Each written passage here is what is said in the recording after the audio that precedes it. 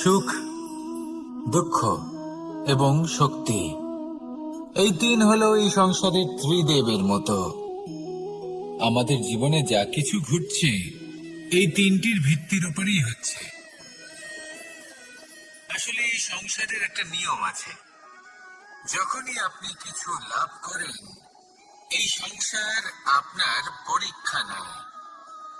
এটা জানার জন্য আপনার পরীক্ষা নেয় যে আপনি যা কিছুই লাভ করেছেন আপনি কি আদৌ সেটার যোগ্য কিনা।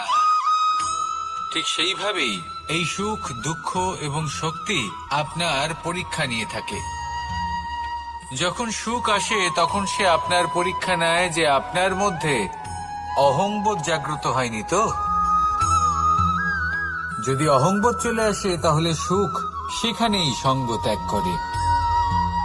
দুঃখ আপনার ধৈর্যের পরীক্ষা নিতে থাকে, আর যদি আপনার মধ্যে ধৈর্য না থাকে তাহলে এটা আপনাকে আরো বেশি দুঃখের গভীর অন্ধকারে ঠেলে দেবে। সেখানে শক্তি পরীক্ষা নেয় আপনার বিনম্রতার।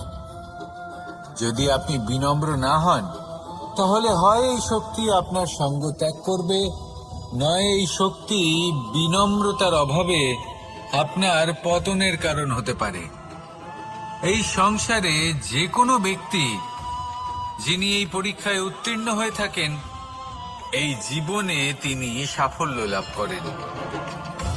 আসুন আমার সাথে ভালোবেসে বলুন, রাধা রাধা।